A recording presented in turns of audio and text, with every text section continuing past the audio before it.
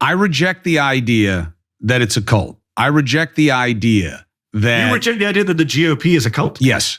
I reject the idea. I think it's all about the two-party game, and it's all zero sum, and they want to win, and that is the only goal in two-party politics is to win. Then they wouldn't nominate Donald Trump. Mehdi Hasan was a guest on Chris Cuomo's show to debate about what else, Donald Trump, authoritarianism. This was a debate that was actually recorded before the election in 2024. Biden was still in office, but this was one that I had not seen, so I wanted to share it on the channel because Mehdi Hasan and Chris Cuomo make some predictions and some statements about the authoritarianism and other aspects of the Trump administration. And I thought it was really interesting to go back to this and see what predictions that Chris Cuomo and Mehdi Hasan made were correct and what predictions that they made were incorrect. I want to share my thoughts on this as well. Let's get into it together. One of the sticks I've been beaten with recently is that I underestimate dangerously the dangerousness of Donald Trump. My suggestion is pretty simple. I'm not going to argue that he doesn't say what he says. I'm going to argue that it doesn't mean what it would if you said it. Because this man is a lie machine and a hyperbole machine. And you have to look at it that way, that the idea that he's a man of great vision and strategy who wants to become an autocrat and is going to put people around him who can help him overthrow America's democracy, I think is a laughably absurd notion. And the more the left insists on it, the more it makes people think who are in the center, right, that small group, that you guys are exaggerating the problem because you don't have better ideas. So a couple of things. I'll engage in the substance of what you said in a moment, but let me just question your premise that this is a left critique. I know, Chris, I get it where you're coming from. You have this kind of stick, like you're in the center, there's a right and there's a left and you're above the fray. That, first of all, that's not true. But where does this left come from? Some of the most eloquent, passionate, and most informed critics of Donald Trump's fascism and assault on democracy are not leftists. It's true. Judge Michael Luttig is not a leftist. Liz Cheney, last time I checked, is not a leftist. True. George Conway is not a leftist. True. All of the former Trump administration officials who've said the man's crazy, he's an authoritarian. General John Kelly. Leftists, right? So they're not leftists. I don't accept the premise that this is a leftist critique, not at all. In fact, there are people on the left who attack people like me and say you're being hyperbolic and agree with the premise of your statement. So it's not a left thing. Let's just put that to one side. In terms of the substance, number one, let me snarkily say this. Chris, did you think Donald Trump would incite an insurrection and refuse to leave office in 2019, in 2020? No, but I also wouldn't characterize the behavior the way you did. You don't think he incited an insurrection? No, I don't think it was an insurrection. I think it was a riot. Okay, did you? Okay, I don't agree with that for a second, but let's park that for a moment. Did you in 2019 or 2020 say Donald Trump will refuse to leave office and incite a riot and an attack on the Capitol? No. I did. In 2019, I wrote a piece for The Intercept saying Donald Trump is very clear about the fact he won't accept the election result and he won't leave, and people are ignoring this danger. And if this, you know what's going to happen? Violence and rioting. I wrote this in The Intercept in, I think, May of 2019, about 18 months before the election. People said to me, you don't know what you're talking about. You're a Brit. You don't understand American politics. The Secret Service will walk him out. There's no danger here. This is all hyperbole. So my first point, Chris, is forgive me when I hear people say it's hyperbole. I was right then and they were wrong. So maybe we should have a little bit of humility from the folks who say, calm down. A lot of the calm down folks were completely wrong on January the 6th, 2021. That's my first point.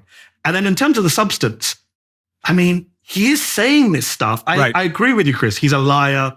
He's an exaggerator. I completely agree. He's not a strategist. I don't think you need to be a strategist to be an autocrat, right? I don't think you need that. I think you have autocratic tendencies and instincts, and then it's an issue of whether those around you and the But they usually have a plan, Mehdi, as we both know. Well, he's got people around him. Have you read the Heritage Foundation 2025 report? It's a pretty clear plan for authoritarianism. Pretty well laid out over multiple pages. But just go back to Trump. Okay, when I say, so a friend of mine said recently, a friend of mine who doesn't want to vote for Biden because of Gaza. So I can't vote for Biden. I said, well, what happens when Trump's president?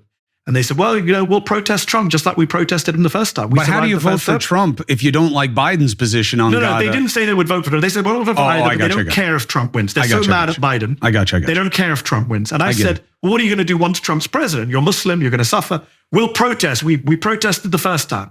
I said, what happens when he puts the military on the streets and they open fire on protesters?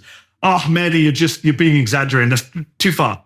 Mark Esper, Chris, a man you know better than I do, just went on MSNBC last week and said, he told me to shoot protesters. I said, we can't do it. Mark Esper won't be there next time. Next time it'll be Kash Patel or General Michael Flynn who'll say, sure, boss, whatever you want. So when you tell me like it's hyperbole exaggeration, it's not. He's already said it. He already gave the order to shoot people. We just got lucky first time around that there were a few half-spined conservatives in his administration who said, no, they won't be there next time, Chris. It'll be Michael Davis. It'll be Michael Flynn. It'll be Kash Patel. It'll be Sebastian Gorka, who will love it.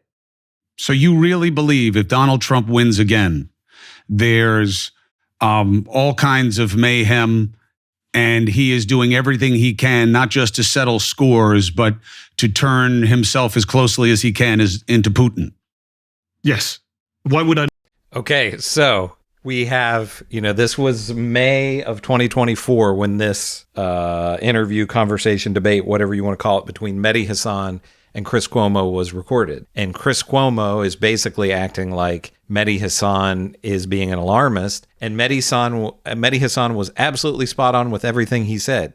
Called it on Kash Patel. We have military in the street, not exactly every day opening fire on protesters and civilians, but we have seen plenty of things where ICE has shot people and done all kinds of horrible things to people. So Mehdi Hasan was exactly spot on. Chris Cuomo, we're going to get into stuff with the Heritage Foundation, but Chris Cuomo says, well, is Trump going to be surrounded by all these autocrats? Yeah, this was an area where Chris Cuomo was wrong, thinking that Trump wouldn't be surrounded by autocrats. And they've done, what percentage of it is that people say? I think it's around 16% of the Heritage Foundation's wish list that Donald Trump and his administration have already fulfilled. And, we have, I don't know that people necessarily would have predicted the using the military to go into cities that are supposedly, on fire and hotbeds of crime, and all these ICE facilities and the alligator, Alcatraz and all of that. I mean, I'm sure if Mehdi Hasan could go back and look at this interview, he would probably say it's worse than he predicted. I don't know if Chris Cuomo would admit that or not, but the rest of the country is seeing, yes, this is an authoritarian regime. And, we just had this week where it was announced that Trump wants a Trump arc in Washington, D.C. It doesn't get much more authoritarian than that. I do not believe that. Every bit of evidence we have, public and private, suggests that is his plan. Because the institutions are too strong. And the rest of because the institutions are too strong, and because the institutions are a joke in this government country. are too strong. Which institutions? Is this the Supreme Court that's now running down the clock on his behalf so that he never faces a single federal trial before the next election, which in any other country would be laughed at? Chris, let me just bring you the immigrant perspective here. The rest of the world thinks we are a joke when it comes to our institutions. In Brazil, Bolsonaro didn't incite an insurrection. He simply questioned the results. The Brazilian judges banned him from running for president again until 2030. We have judges in this country who, by the way, are appointed by the president. Absurd system. No other country does it this way. They have independent judges, not party-nominated judges. Our judges, 3 of whom were appointed by Trump, are now running down the clock on his behalf, this ludicrous decision to hear his immunity case at their own slow pace. So no, I don't believe the institution is strong enough. I believe we dodged it in January of 2021 by the skin of our teeth, by people like Raffensperger happening to be in the right place at the right time, by the Supreme Court in that moment realizing that none of the 60 cases, including the Pennsylvania case, were worth hearing. Next time around, it's a different ballgame. You've seen the Republican Party, what they've been up to in recent years. They've purged any of those folks from 2020. Raffensperger, thankfully, did just get reelected in Georgia. They weren't able to get rid of him. But in other places in Michigan, they've carried out purges. And this time round, they're much better to take on our institutions. Which institution? The House? Chris, the Republican Party in Congress is a Trump party. You know this. Mm-hmm. It has been to date. There are different ways to look at it. It's certainly as a matter of degree. How so? Well, when you listen to General Kelly, now, do I wish he had been saying these things while he was chief of staff? Absolutely. But even with a pretty weak, Esper, I would put at the stronger scale of this, although he made the decision to work for Trump. He had that good explanation of, I knew this guy was going to have to need good people around him because, all right, I'll give it to him. But that could break either way. You know, out of conscience, you could also say, no, I won't work with this guy. And let me tell you why. But that with a pretty weak lineup around him, there was a lot of pushback. And the theory from even John Kelly is the stronger people are around him, if you had regular people who were around other White Houses that he had interfaced with, they would have been a much bigger check. So even with these weak people were telling him no all the time. And he listened to them because as long as it's good for him somehow at the end of the day, he goes along with it. He doesn't have what most people who want you to shoot at protesters have in their heads about why. And that for him, it's really that he wants to win. He wants to stall these lawsuits. And it's basically the end of it. Here's where we agree, is that the one saving grace we have with Trump as the autocrat in waiting is that he doesn't have an underlying ideology of any kind. He's not Orban, Putin, Erdogan, MBS, Modi in that shape or form. He wants to be liked. Right? He wants to save his ass right now, right? In terms of the legal situation. He wants to be liked, Mehdi. If you were to go on TV tonight and say, he's not running a campaign that implies he wants to be liked at all. He's running a base campaign. He wants to be liked by his base. He's given up on any kind of. In 2016, he was reaching out to independents, trying to pretend to be anti-establishment candidate workers. Not now. But he's not even trying. But Mehdi, he has a pathology involved in his behavior. Yes. I can use that word with you that most politicians don't. He is an actual amoral agent. As somebody who has studied philosophy for 35 years of my life. He's also a malignant narcissist. And you mentioned pathology, Chris. Here's another, sorry to do another kind of I told you so moment. Back in 2018-19, Dr. Bandy Lee of Yale put out a book called The Dangerous Case of Donald Trump. A bunch of psychiatrists analyzed him from different angles. I pushed that book heavily. I had her on my podcast at The Intercept. I went and spoke at a conference she organized. People said to me, this is crazy. This is a left gone over the cliff, like trying to psychoanalyze the president. This violates all sorts of medical rules. Guess what? John Kelly, who you just mentioned, he bought the book. The guy in the White House who was chief of staff was using the book as a guide to his boss. I do think it's weird for clinicians to want to analyze somebody that they haven't met. It is weird, but it's a unique, we live in a case of lots of unprecedented moments thanks to Trump. And he's a pretty obvious narcissist. On the yes man and the no man. Yes. I'm not denying that there were people who said no around it. They didn't say no enough, like you just pointed out. They didn't resign and say their piece at the time. And by the way, even with those adults in the room, he still almost started a nuclear war with North Korea. He still almost started a war with Iran. He still kidnapped children at the border. He still praised neo-Nazis in Charlottesville. He still allowed 500,000 Americans to die who probably many of them didn't need to die from COVID. So even with that, he was a disastrous, perhaps the most disastrous president of our in modern American history. I'm saying next time around, Chris, there aren't going to be those people. He is coming back with vengeance. 4 years is a long time. He's not the same Trump as term one. He is going to come back much angrier, much more organized, and surrounded by way more yes men and open fascists like the Bannons of this world than he did last time around. I'll give you an example, Chris, just one example. Mike Davis, who Don Jr. is touting as future AG or future senior figure in the administration, conservative lawyer, used to be a Bush guy, gone full MAGA. This guy is on Twitter saying, I'm going to deport Mehdi Hasan to Guantanamo Bay, right? Now, he doesn't have the power to do that even as Attorney General. But those are the kind of people that he and his people want to bring into the administration. It is not Jeff Sessions. As bad as Jeff Sessions was, he was still a conventional conservative.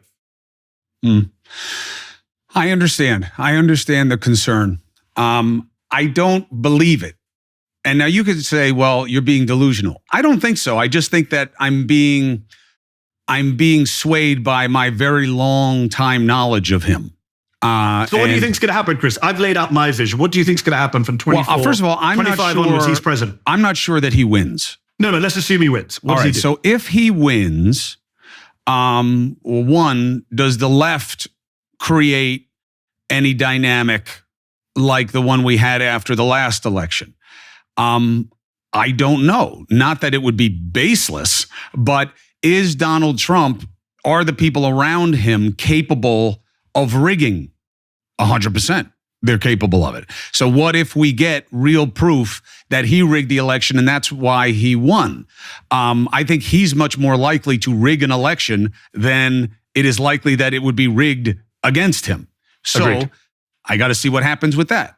Then if he wins, I believe that that is so much of what the satisfaction was for him that he may coast from silly media fight to media fight, and he will do a lot of saber rattling against us. I think that will be his main focus because the Democrats will all fall in line like every out party does. Unfortunately. What do you think? So 2 questions. What do you think happens to all these freaks around him? The heritage folks, the ideologues, the Bannon. Do you think they just? He has. You don't think they have? You don't think they have real clear plans on the social liberal culture wars front? He is not a heritage. Front? He's not a Heritage Foundation guy. But they're the ones who are going to be. They're the ones pushing. They are pushing whatever kind of agenda things. you want to call. They were very effective with the civil judges. servants. Yes, deep state stuff, as they call it, which I don't believe in. By the way, bureaucracies definitely have their entrenched issues, but I don't believe in what is called deep state. I believe it's a false negative. But it's projection, right, Chris? They want it to be a deep state that they can then weaponize. The stuff they say about Biden runs the FBI, Biden has nothing to do with the FBI. That's what Trump wants. We know that. You and I both know he would love to have an FBI. Right. I think that's a little bit too clever for them. I think that's. So I want to stop here because this is getting pretty long. The entire thing is over an hour. If you want to go on, it's on the Chris Cuomo Project channel, and this was from May of 2024. But again, we see here where Chris Cuomo was wrong about a lot, and Mehdi Hasan was right about almost everything that he said. First of all, Chris Cuomo didn't think that he was going to win, but also he says that Trump is not a Heritage Foundation guy, and like Mehdi Hasan is saying, or Hasan, that it looks like Heritage Foundation is going to be pulling the strings, and guess what? The Heritage Foundation is pulling the strings. Also, Chris Cuomo thinking that Donald Trump would just coast. We know that was completely wrong because he is being very active. Yes, he's having the media fights and all that kind of stuff and whining about Jimmy Kimmel and Saturday Night Live and anybody else who criticizes him. But also, they are very active. We had all the Doge stuff. Again, the military in the streets, the ICE facilities, ICE fighting with people. Now this government shutdown where they're firing more people. So Chris Cuomo was really, really off on that. And also, when Mehdi Hasan says, when Chris Cuomo says, well, the institutions will save us, and Mehdi Hasan says our institutions are a joke, again, another point to Mehdi Hasan, because we've seen really what a joke our institutions are. The courts, the lower courts, not the Supreme Court, but the lower courts were the only thing that saved us the first time around, and they're continuing to be the only thing that kind of saves us. But when you have an administration where they just ignore laws and courts and just say, we're going to do whatever we want, what do you do there? But the various institutions, being a joke, as Mehdi Hasan claimed, the media has rolled over for Trump. We saw a little bit of pushback with the thing with the Pentagon, but for the most part, the media has rolled over. The corporations have rolled over. The Democrats are basically feckless. I mean, they're not in control, so they can only do so much. But most of the Democrats have kind of just